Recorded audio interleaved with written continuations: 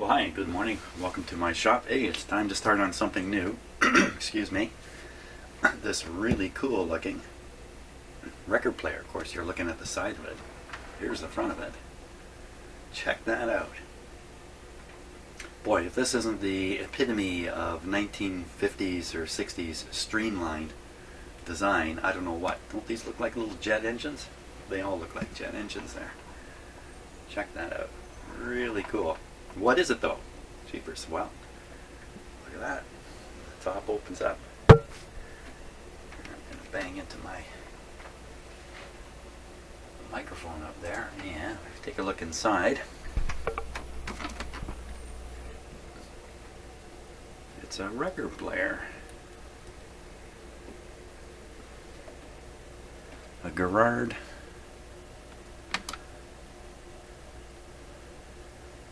Garrard, I don't see a number on it right now. Laboratory Series turntables. Garrard. It says up here in the ring. Now, I have worked on one just like this. It would have been almost a year ago, I think. And there's a chance this is the one I worked on, in fact. Yeah, I won't get into the complications of why it is I've worked on this before and now I'm going to work on it again. I may be mistaken, but I'm pretty sure this is the one I worked on. And what I did was all the mechanical work on either this record player or one identical to it.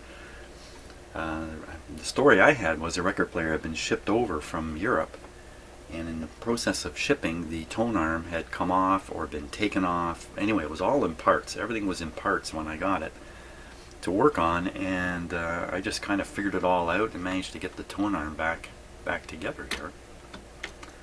Last I remember, there was something wrong with the audio quality in it, and that was the next thing to be worked on. Now that, first you got to get the mechanics going so you can play a record, so you can find out what's going on with the rest of it.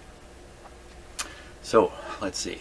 This is designed by CBS Laboratories, USA. This is the Columbia Stereo 360.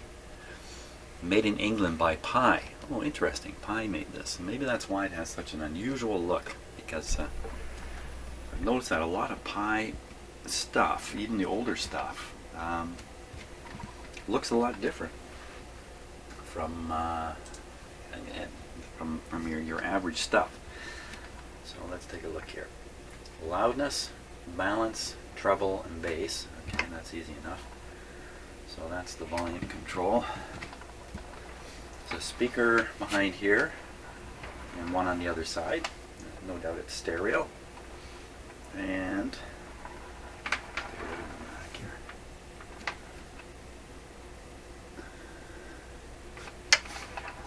Right. Okay. Cambridge, England. Manufactured by PYE Limited, Cambridge, England, under license from CBS Laboratories. That explains the odd naming. Cambridge, England. 117 volts, big serial number there. Well, I think the thing to do is to try to run it.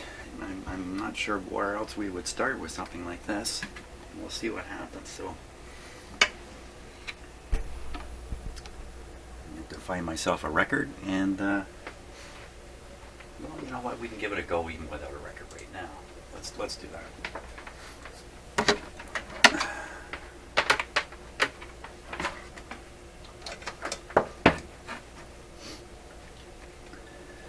So it looks like the on-off function is all controlled by the turntable. There's no switches on the front here. So if I can just get a little bit of a longer shot into it. If I lift the tone arm and swing it over, with most players, that leaves the record player thinking there's a record being dropped, a record to play. Okay, and there's put on the power here, make sure the volume's turned down. Not much else left to do except give it a go. So first over to manual here. A fairly distinct hum. It's coming out of it. Mechanically it looks good so far. Let me just touch the... Okay, at this point there's nothing coming from the needle, but that could be because it's silenced until it's on the record. Okay, I'll do automatic, but I'll catch the tone arm.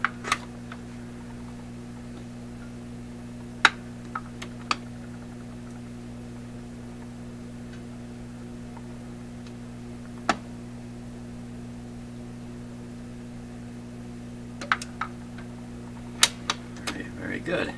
I'm just going to try playing it again.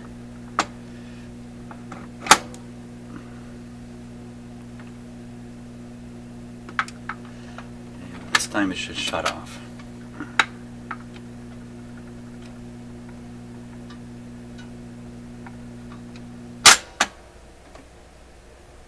Beautiful. Mechanically it's working great. While the tone arm is moving and the various automatic operations are going on, I'm watching the platter to see if it's slowing down at all, indicating that it's laboring to make the mechanics work. And there was no evidence of that at all. I couldn't see that at all.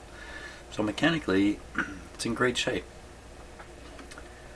So one problem we know already, there's a bit of a hum. That's usually a pretty easy thing to fix up. The next thing was there was no sound. Did I turn the volume up when I did that? Maybe I had the volume down. Let's try it again. Just put it on manual.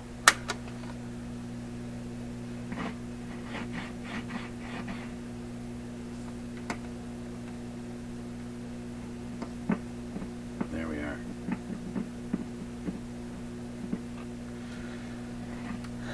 Okay, that's good. Was that out of both sides? Did that come out of both speakers?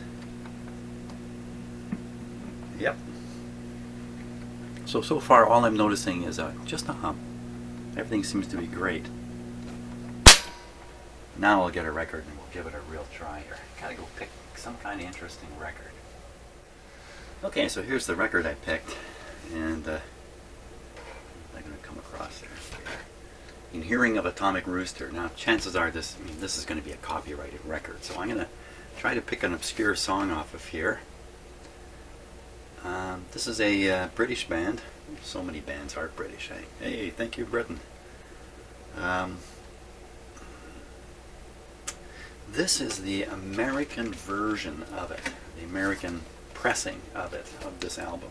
That's pretty cool, eh? I got this from my sister. My sister went to England. I think I was probably about 12 or 13. She went to England, wanted to bring me back something, went in a record store. Record people there said, "Ooh, does your brother like heavy music?" And she had no clue what that even meant. She said, "Sure." And I ended up with this record when she got back, which I absolutely loved. Now, so this is the American pressing here. It has an extra song on it. So I'm going to try to play the extra song rather than some of the classics that are on this In Hearing of Atomic Rooster record. Atomic Rooster, kind of a fusion rock jazz band, sort of. Okay, so we're all set here. We're on 33 speed.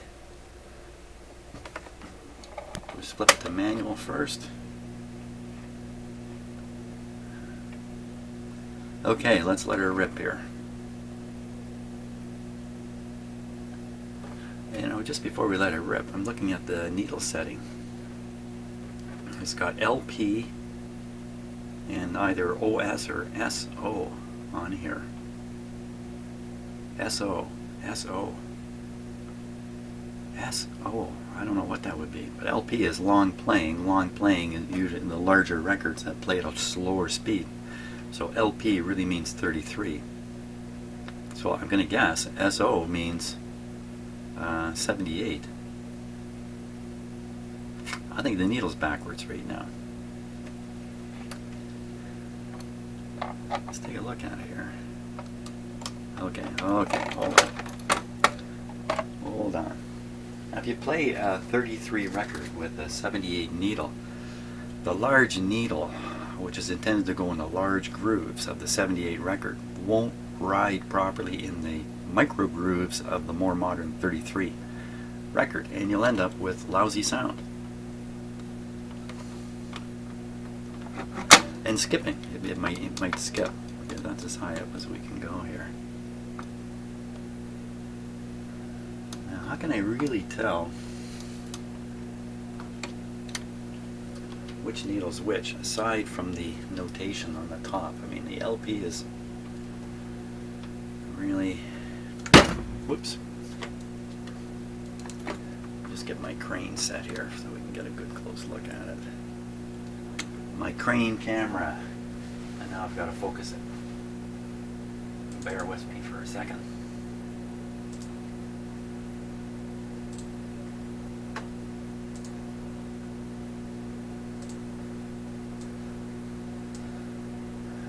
Let's just not use automatic focus. Let's do this. Let's see where we are here. Okay, hang on a second.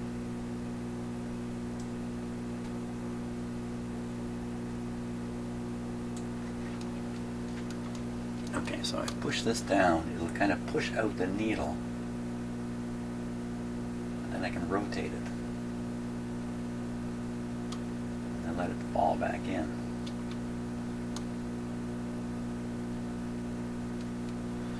I don't know what to say. I can't do it like this. Hang on one second. Let me get the camera set for an even closer look. Wow, is that hum getting louder as we go? That sounds like it's really coming out of it now.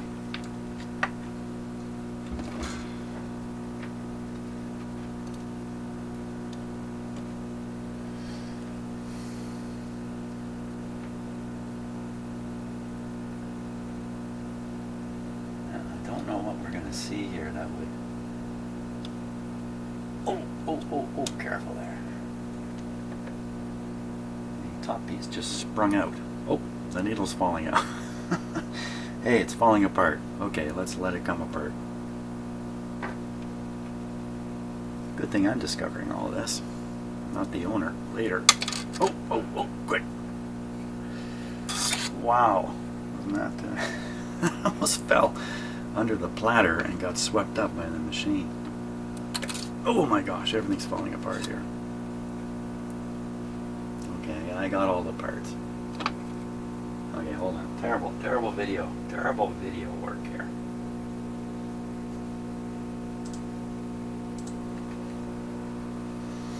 Okay, let's turn off the hum. Wow, let it play. That hum gets really annoying. So everything fell out.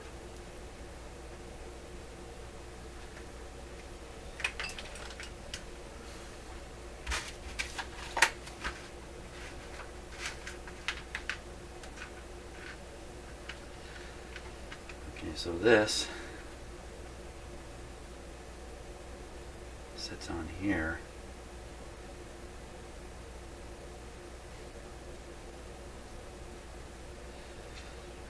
It's a knurled piece there going in here. It's supposed to grip it pretty good, I guess.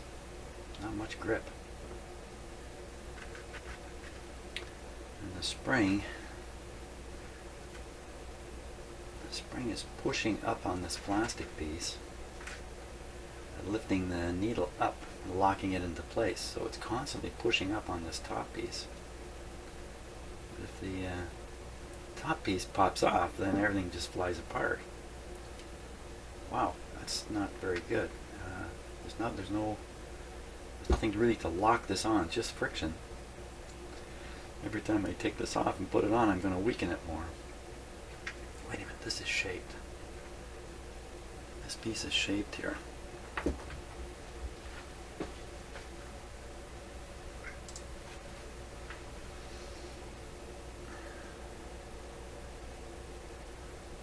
Oh, yeah, shaped like a little tiny volume control knob, the half moon thing. What's going on inside here? Well, you kind of see where the half moon is supposed to be. Looks kind of beat up in there, doesn't it? You know, I'd be tempted to glue this red piece onto the top of the shaft here, but then never coming apart again in order to change the let's take a closer look at the needles here. Well, that's interesting then. If this is keyed, this end is keyed, then the needle can only go in one way, the needle T or whatever, and that one way will match up with the writing on the top here. Okay, so if I put this on properly,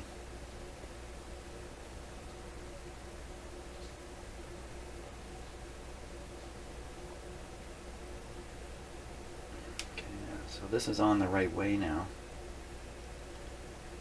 So this is the LP needle here.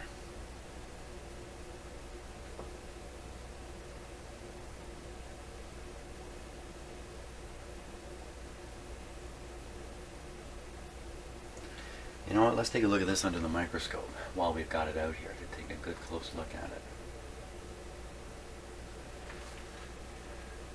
So the needle you're looking at right now is the LP needle, micro groove needle. And the other one, you can actually, can you kind of see it's bigger? 78 one.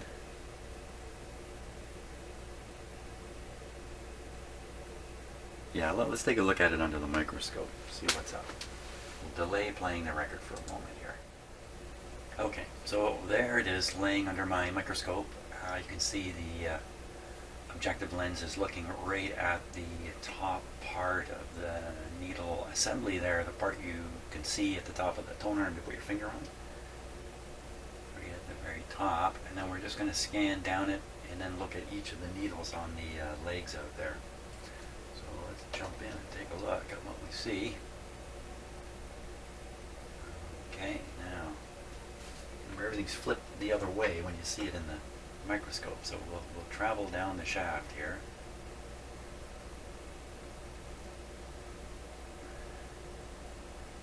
We'll just see what shows up down the shaft. So we're heading for the T part of this.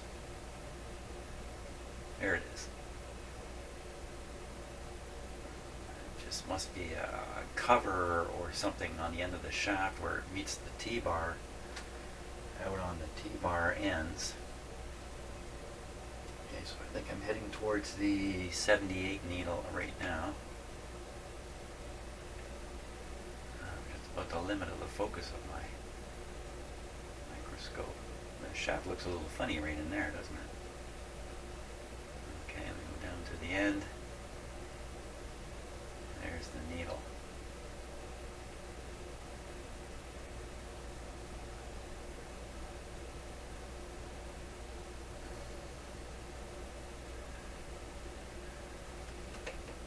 So I'm trying to look right at the tip of the needle.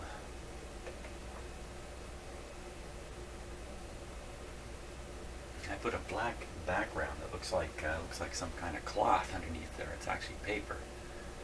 I thought we'd see the needle better against black. Turns out the needle itself is black. We need a little bit of white in there.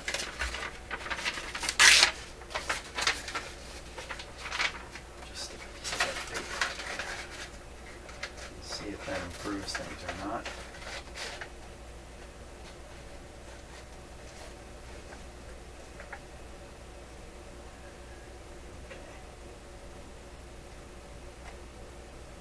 Where are you?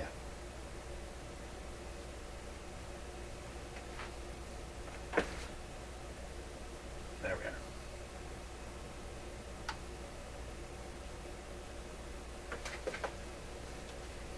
Oh, I've got lots of problems here on the microscope.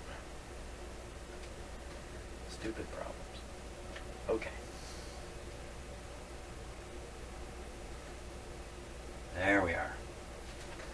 And now I'm looking at the other needle actually. I've switched needles. So we're looking at the 78 needle. Now that isn't a huge chunk of diamond there. The diamond is right at the tip. And of course this one's clear now. Okay, let's switch to the 78. I want to look at the clear needle on the dark background and the dark needle on the light background.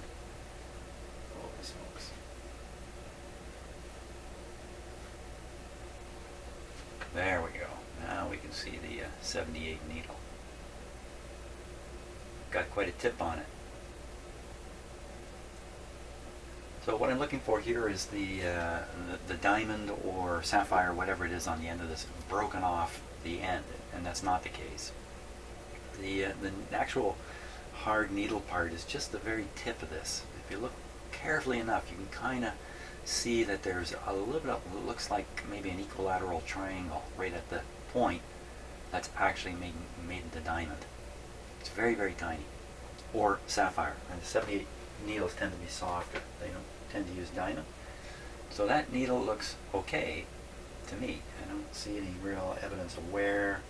That's not surprising. Who's playing 78 records in a record player like that? Not many people are going to do that. Okay, now we want to go out. This is the... oh, let me get the paper out from underneath here. Plug back to the dark background. Sort of dark. Like a lot of things, it's pretty dark till I put a light on it. Okay.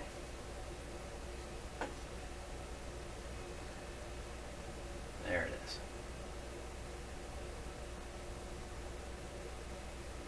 Now this guy's not in good shape.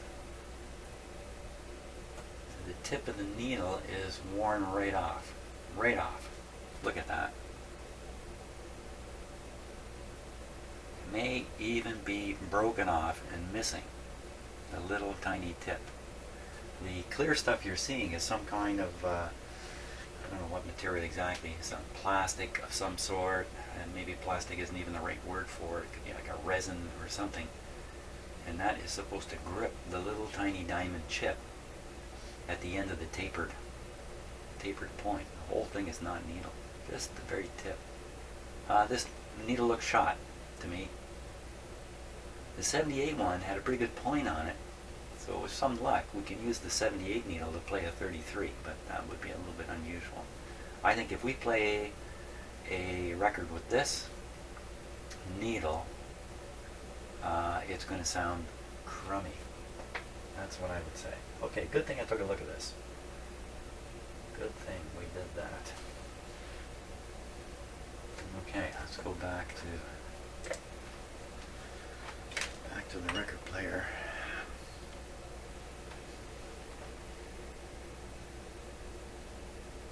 Now, I really don't know what to do about this top, so I'm going to leave it the way it is for now.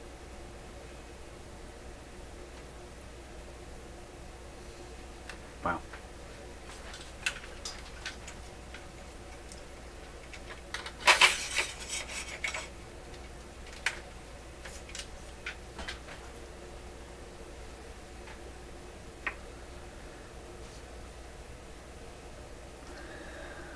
Supposed to push up.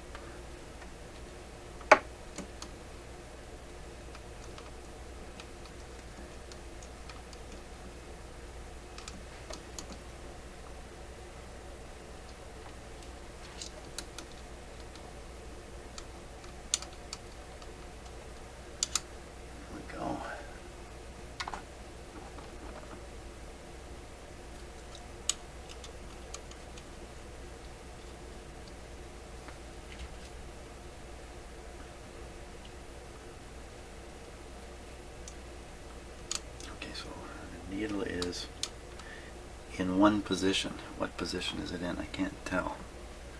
So I'm looking for the flat edge. There it is.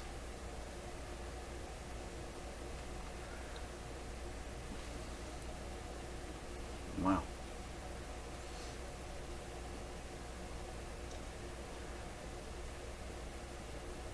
Oh, spring. We have that spring in there.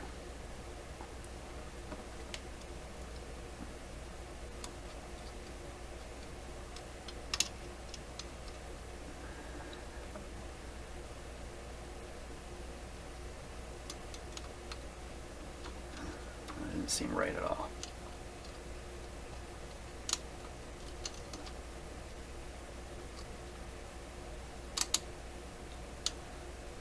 Let's think about this. The spring has to be pushing the needle up. Yeah, that's the right spot for it. It's got to go in here. It's an awful lot of spring. And it's this way around.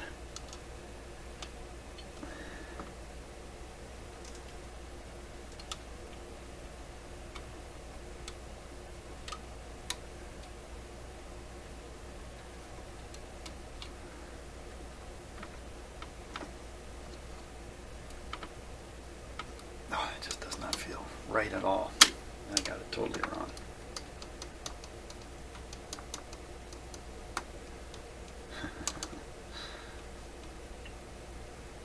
See, this tone arm is a very special one, where the cartridge is actually suspended as its own suspension. You know what? I think this spring is part of that suspension.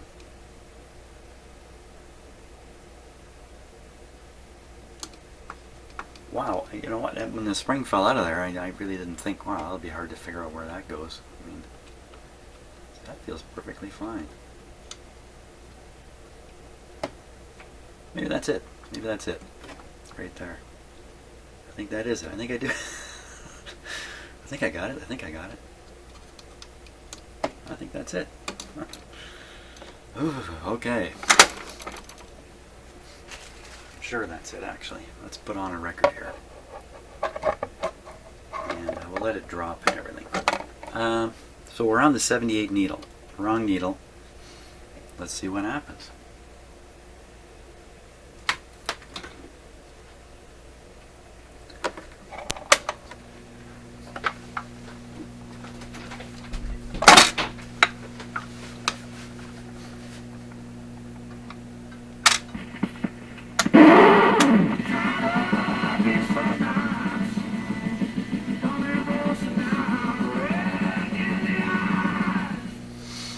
Okay, so a couple things happened there. One was it skidded across right away. Now that's the sign of a 78 needle on a 33 record. It's like trying to stick my finger in the groove. I'm just going to run over the top. It's moved into this distance and then stopped, probably because there's an anti-skate force that's getting weaker and weaker as you come towards the middle.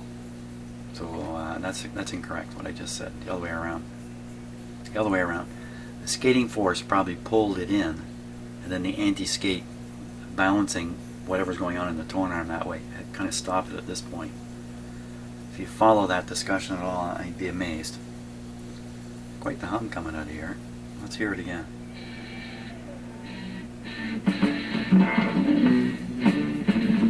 Sounds just horrible. No two ways about it.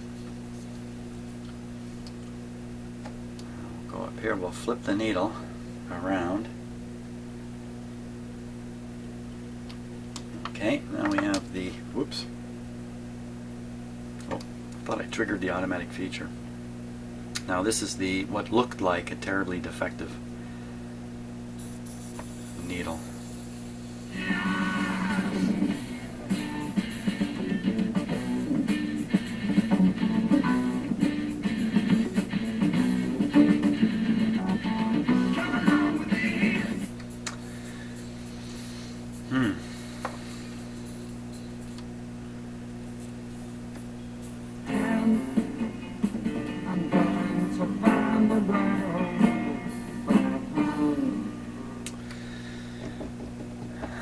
Wow, okay, is that the needle doing that? Or is it the cartridge? Or is it the amplifier? My guess would be it's needle or cartridge or both. The needle literally loosened the groove, the only way I can describe it. Loosened the groove of the record. Not sinking down deep enough. It's not skipping. It's not tending to skip. It's kind of interesting because the needle looked like it wouldn't go in the groove, but it's sticking on the record.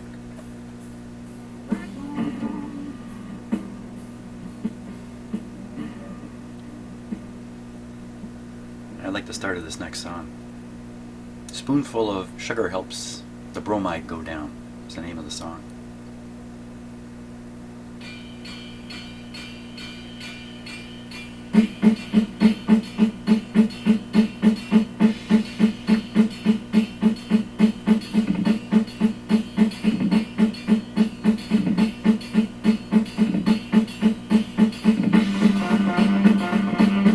Wow, doesn't that sound terrible?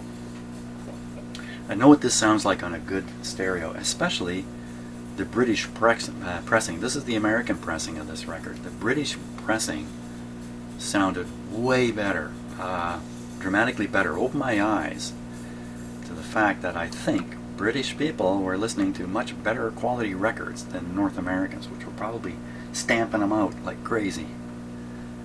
Whereas in Britain they were being a little more careful. Okay, so how do we sort out what is causing the distortion? And what about this hum? So the hum sounds like a bad power supply, and I think that's pretty straightforward to repair.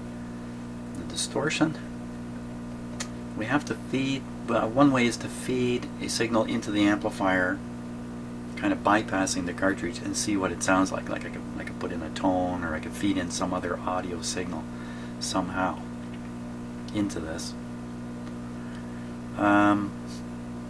Change the cartridge, change the needle. Well, I don't have a cartridge and a needle to put on here and test that way. I don't have those things. Although I think we're on our way to getting them. And yeah, this is a little tricky. There's no other inputs on this record player. I might as well shut it off here. There's no other inputs on this record player. There's no easy way to feed a signal into it to see that the amplifier is working correctly. Now the next thing is, this is a bit of an unusual deal. PYE, remember I mentioned PYE seem to be doing their own thing in a lot of respects. In this case, let me just rotate this way a little bit. You can see down here this grill, open grill. There's another one on the other side.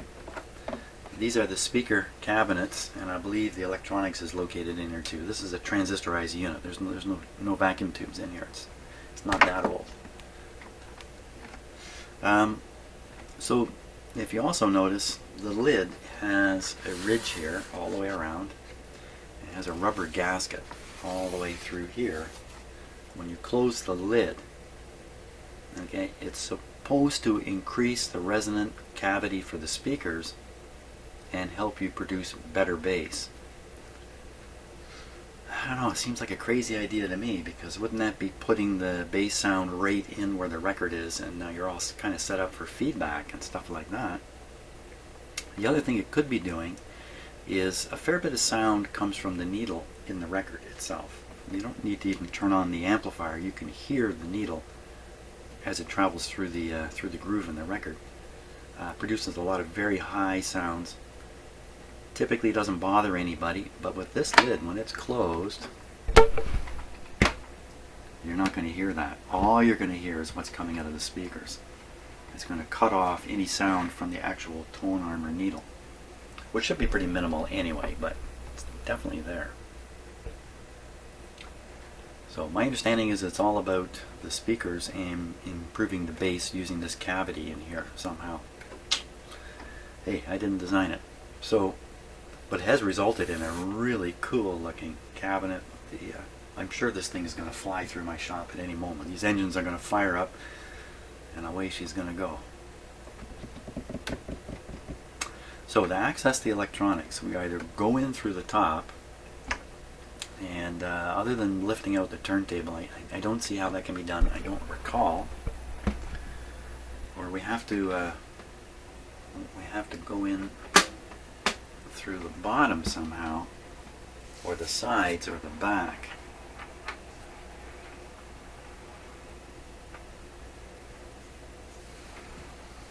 I don't see any way to enter this.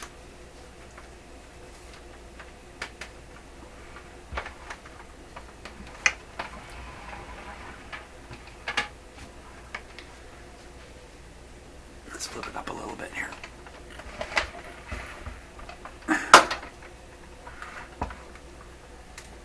Oh, it's got a caution. Receiver to be switched off and main input plug detached before removing this cover. Receiver? There's no receiver here. Okay, so let's see. Can I? That's a heavy guy. It's pretty heavy. Okay, I think I can stand it right up on its back here, no problem. can even open the lid a little bit. Let's do that. Oh, there it goes. Don't open. The tone arm is, oh, it's a spring-loaded lid, and now it's trying its best to open. So I have to clip that somehow closed. Screw, a few screws, this comes off, and then we'll see what's in there. I gotta figure out how to. Oh, there is a lock on the lid. Okay, lid's gonna stay. Let's take these out. Pretty sure the one I worked on before, this one, whether it's this one or not, I never looked under here. Did everything from the top.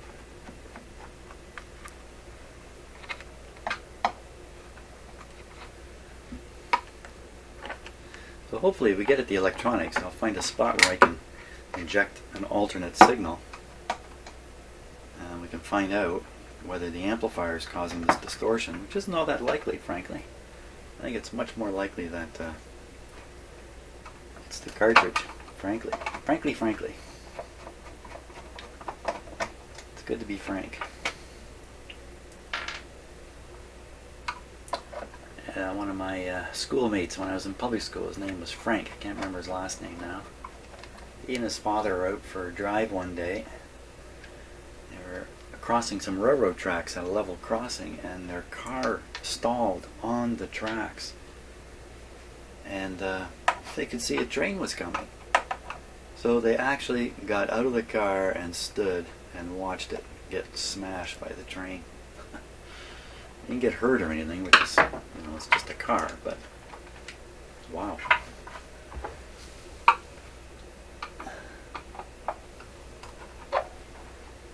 What are the chances of your car breaking down right on tracks?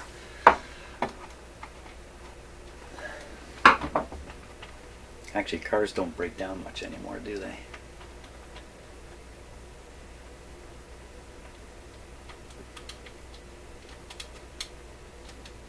Not like the old days. Anytime you went for a half hour, 45-minute drive, you're going to see people at the side of the road fixing tires and waiting for a tow truck.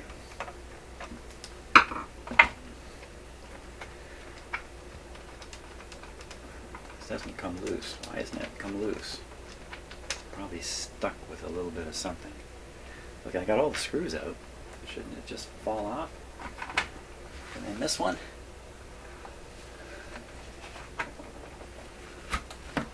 Just kind of stuck in there. Oh, this is also gasketed. So they tried to close this off, and there you have it. No, I have not seen this before.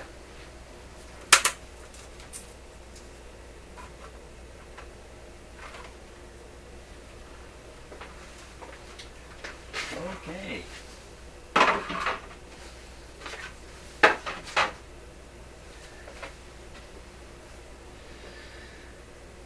Well, we don't have access to too much here yet. These interesting little plugs.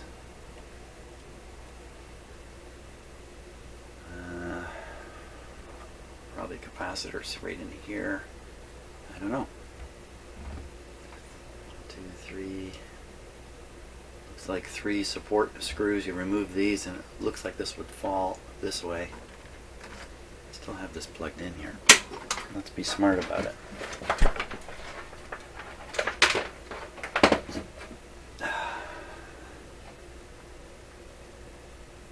Well, I guess we'll just let off those screws. These are probably the left and right channel wires coming from the cartridge. This may be where we get an option to stick in a signal. You get the whole mechanism down here. I'll be able to lubricate this a little bit. Okay, let's take this out.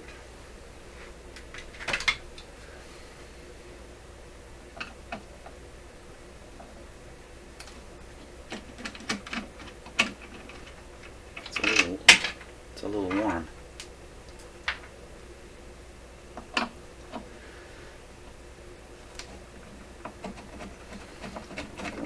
this is going to want to go once it comes loose.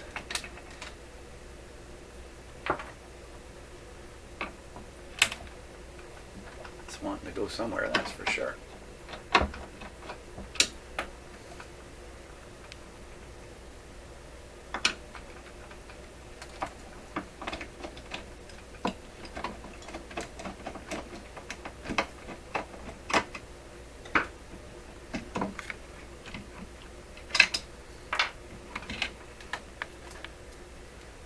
It is.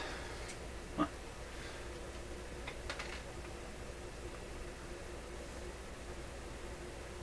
So I think this is just a power supply, and as luck would have it, there's a place there that I can inject a signal into the amplifier. Oh, the amplifier, where is it? Oh, it's all up in here. It's all up in here. Ooh, okay. This can hang by these fairly strong wires here. Not really a problem. Oh my gosh, look at those capacitors. They look fantastic.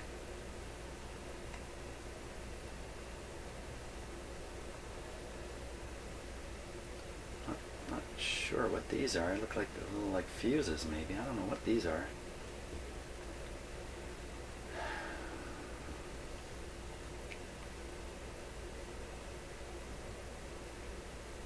It's very nicely built.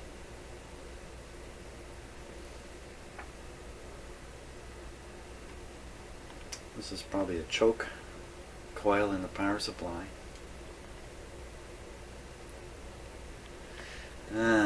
The rectifier is a selenium rectifier. That could be the problem. That could easily be the problem. That's not too hard to replace either. These capacitors, they look to me like the kind that should be in great shape still. They look like very expensive capacitors. So I'm going to guess it's that rectifier. That's may explain why there was a little bit of heat in this thing too. Fair bit of heat in the transformer. Don't know if that's normal or not. So from here, with it laying like this, I'm able to inject a signal into the amplifier and test it out. One of the things I don't want to have happen is the automatic turntable mechanism to kick in. So when I turn this on, I don't want to put it into auto and have it try to drop a record while it's laying on its side like this. So I'm going to be very careful at turning it on. Not the end of the world if it attempts to play a record. I just got to have my hands up there to catch the tone arm. So if we pull these out, okay. So I did feed a very light signal into here, very light signal. And that's going to take me a moment.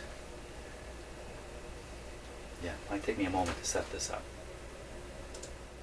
Okay, I think we're ready for another test now. The only way I could think of providing an alternate input into this phono properly is to have another turntable, and there it is. So I have my spare turntable here. That's the audio cable connected into the amplifier up here. I also have the ground wire from the turntable clipped on here just to get rid of any hum that might develop from this. Now, where's my record? Oh, my record is still inside here. Right. Oh, how am I going to get it out of there? Okay, let me get the record out and set it. There we go. Okay, got the record set up down here, and you can hear from the hum. I'm sure you hear the hum. This is now playing or running. So if I put a record on down here, it should work.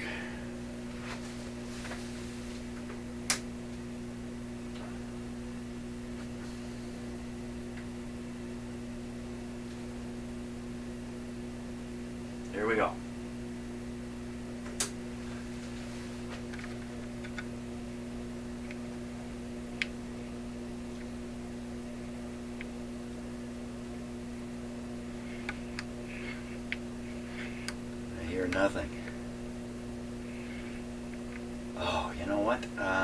There could be a switch that's nulling the... No, that really can't be the case. Wow, this didn't work at all. So it could be the cartridge in this cartridge down here may be a magnetic type cartridge, very, very low output, and the cartridge up here may be a ceramic one. I don't think so though. I think I boot this up some other way.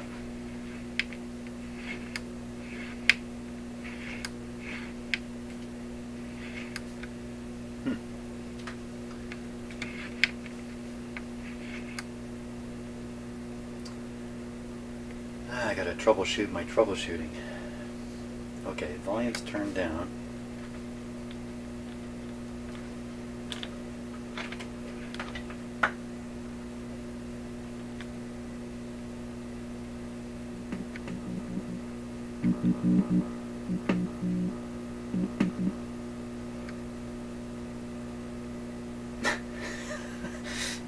Where's the output from my record player here?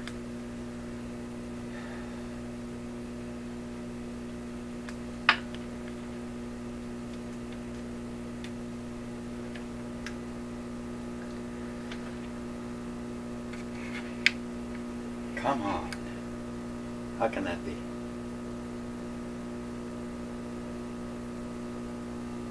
There's no way. The audio signal is now bypassing all the mechanics of the turntable.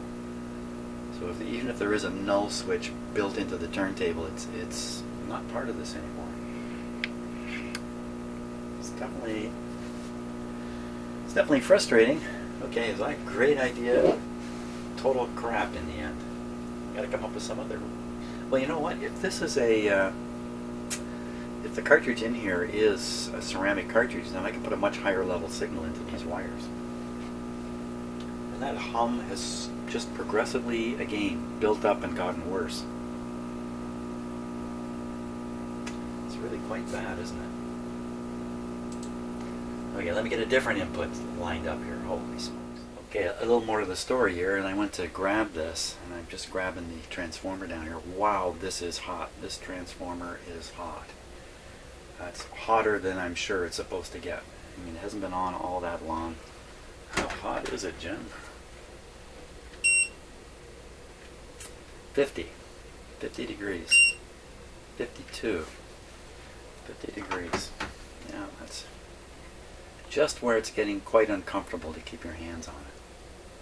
That's how I calibrate.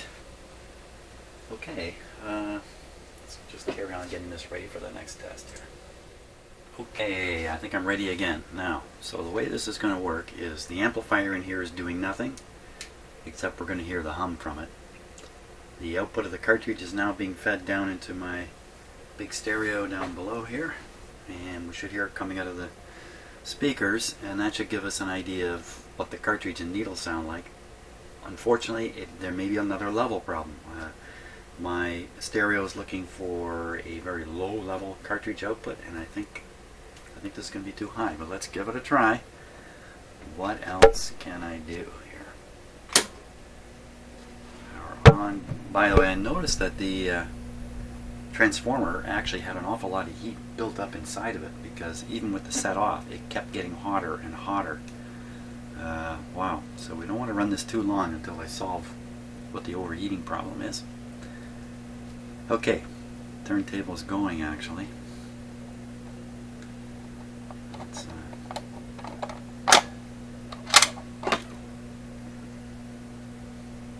I'm going to put the... Okay, the volume is turned down. Just put it down here. This is the LP needle.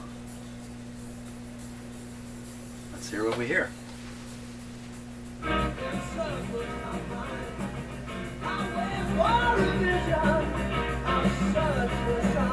Well, that sounds excellent. That sounds, I'm stunned.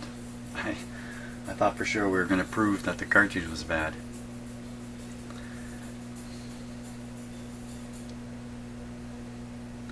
Let's try the start of that one song again.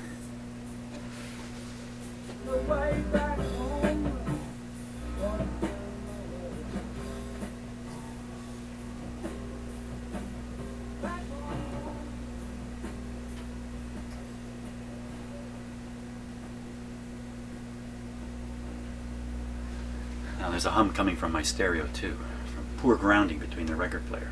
Here we go.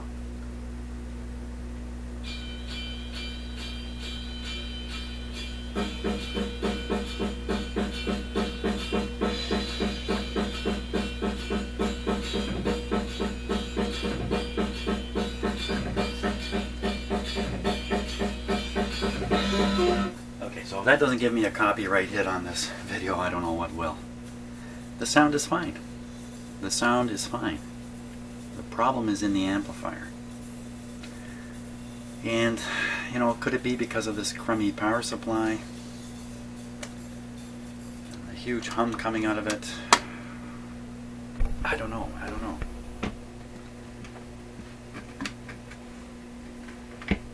Well, that's interesting. I don't know. I think you might be able to hear this. On the theory of close the lid and get better bass response. I'll open it up.